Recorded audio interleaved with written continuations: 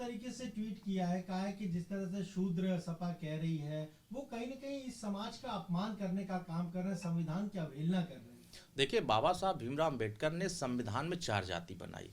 उसमें अनुसूचित जाति, जनजाति, पिछड़ा और समान। अब इसमें समाज के हर वर्गों को बराबरी का अधिकार, सामाजिक न्याय और सबको एक निगाह से, जब संवैधानिक अधिकार एक निगाह से देख रहा है, संविधान एक निगाह से सबको देख रहा है, तो फिर ये नेवला जो बन करके समाजवादी पार्टी में जा करके समाजवादी पार्टी को दीमक की तरह खाने का प्रयास कर रहे हैं। मुझे लगता है कि आने वाले समयों में बहन जी सही कह रही हैं कि नफरत फैलाने की बजाय आपको मुद्दों पर चर्चा करनी चाहिए, चाहे वो शिक्षा का मुद्दा हो, रोजगार का मुद्दा हो, बेरोजगारी का मुद्दा हो, महंगाई का मुद्दा हो, और चाहे जातिवाद जनगणना का हो, चाहे घरेलू बिजली के बिल की माफी का मुद्दा हो। आपको इस पे चर्चा करनी चाहिए। आप इस चर्चा न करते हुए आप उन मुद्दों पर चर्चा कर रहे हैं जिन मुद्दों को जनता अब स्वीकार नहीं कर रही है। और जनता अब वर्ण व्यवस्था से यह देश नहीं चल रहा है, यह देश संविधान से चल रहा है, और संविधान में दिए हुए अधिकारों को दिलाने के लिए आपको जमीन पर जाकर संघर्ष करना चाहिए। तो आप उसके बजाय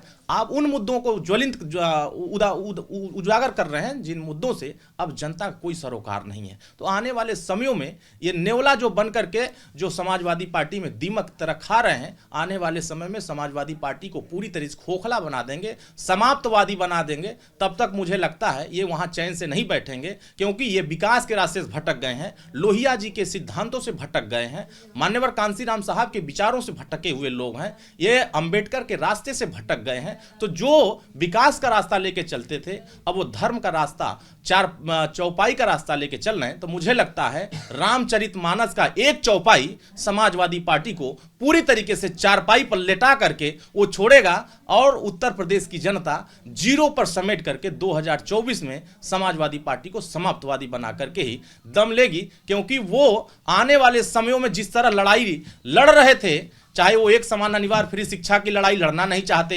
एक घरेलू बिजली का बिल माफी कराने की लड़ाई लड़ नहीं सकते, सामाजिक न्याय समिति की रिपोर्ट लागू करने की लड़ाई लड़ नहीं सकते, घरेलू बिजली का बिल माफ कराने की लड़ाई लड़ नहीं सकते, जातिवाद जनगणना की बात बोल रहे हैं, 4 बार सरकार रही, क्यों नहीं कर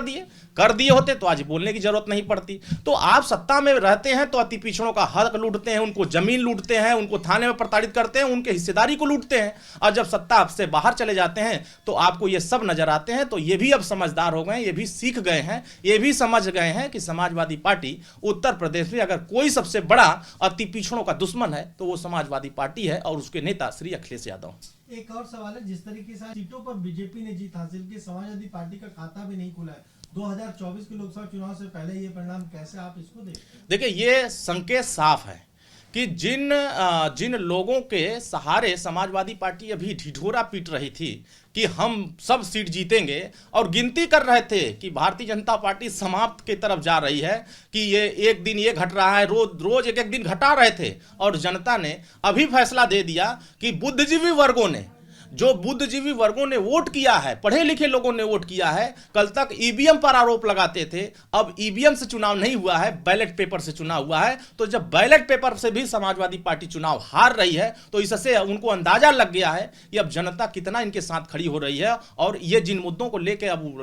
लड़ना चाहते हैं, अब जनता इनके साथ कितना खड़ी हो रही है, ये स्पष्ट इस रिजल्ट से हो गया है। इसी तरीके का रिजल्ट आने वाले समयों में समाजवादी पार्टी के पक्ष में होगा, क्योंकि ये अब किसी का सहारा नहीं लेना चाहते हैं। जिन मुद्दों को ये अब लोहिया जी हो, चाहे डॉक्टर अंबेडकर हो, चाहे जन मिश्र जी हो, चाहे जयप्रकाश नारायण जी हो, इन सभी के विचारों से भटक गए हैं। भटके हुए राही को अब उत्तर प्रदेश की जनता रास्ता दिखाने के लिए तैयार नहीं है।